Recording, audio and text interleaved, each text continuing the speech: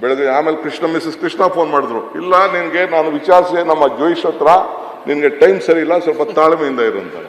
ತಿರ್ಗಿ ಅವ್ರ ಮಗಳು ಹೇಳಿದ್ರು, ಅಮ್ಮ ಅದೆಲ್ಲ ಬಿಟ್ಬಿಡಿ, ನಾನು ನನ್ನ ಜ್ಯೋತಿಷ್ ಹತ್ರ ವಿಚಾರಿಸಿದ್ದೀನಿ, ನಾನು ಈಗ ಮಂತ್ರಿ ಇಲ್ಲ, ನನ್ನ ಮಂತ್ರಿ ಇಲ್ಲ, ನಾನಿಲ್ಲ ಅಂದ್ರೆ ಈ ಸರ್ಕಾರ ಇಲ್ಲ ಅಂತ ಹೇಳಿದೆ. ಕೊನೆಗೆ ಆಯ್ತು ಅಂತ ಹೇಳಿ ಕೊನೆಗೆ ಬೆಳಗಿನ ಜಾವ 6 ಗಂಟೆಗೆ, ಬೆಳಗ್ಗೆ 2 ಗಂಟೆಯಿಂದ 6 ಗಂಟೆ ಜಗಳ ಮಾಡಿ ಗವರ್ನರ್ ಫೋನ್ ಮಾಡಿ ಸ್ಟಾಪ್ ಮಾಡಿಸಿ ಸ್ವೇರಿಂಗ್ ಸೆರೆಮನಿನ.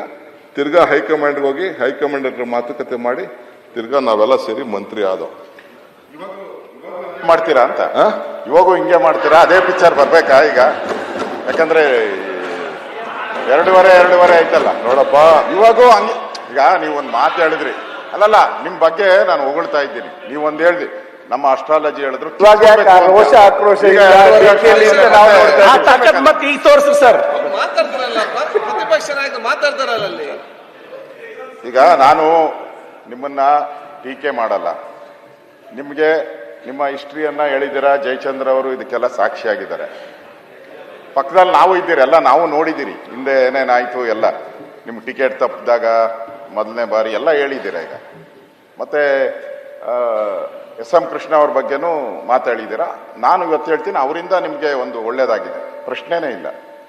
ಸೊ ತಾವು ಒಂದು ಮಾತು ಹೇಳಿದ್ದೀರಾ, ಕಿತ್ಕೊಬೇಕು ಅನ್ನೋದು, ಒದ್ದು ಕಿತ್ಕೊಬೇಕು ಅಂತ ಅಂದ್ರೆ ಪಾಠ ಇಲ್ಲಿರೋರ್ಗೆಲ್ಲ ಅದೇ ಪಾಠನ, ಇಲ್ಲಿರೋರ್ಗೆಲ್ಲ ಅದೇ ಪಾಠನ ಒದ್ದು. ಈಗ ನೀವು ಯಾವಾಗ ಒದ್ದು ಕಿತ್ಕೊಂತೀರ ಆ ಪದವಿನ, ಮುಖ್ಯಮಂತ್ರಿ ಪದವಿನ ನೀವೇ ಹೇಳಿದ್ರೆ, ಯಾವಾಗ ಒದ್ದು ಕಿತ್ಕೊಂತೀರಾ? ಯಾವಾಗ ಮುಹೂರ್ತ ಫಿಕ್ಸ್ ಮಾಡಿದ್ದಾರೆ? ಯಾವಾಗ ನಿಮ್ಮ ಜ್ಯೋತಿಷ್ಯರು ನಿಮಗೆ ಒದ್ದು ಕಿತ್ಕೊಬೇಕು ಅಂತ ಹೇಳಿದ್ದಾರೆ. ನನಗಿರೋ ಪ್ರಕಾರ, ನನಗೂ ನೀವೆಲ್ಲಿ ಹೋಗ್ತೀರಾ ನನಗೂ ಗೊತ್ತಿದೆ.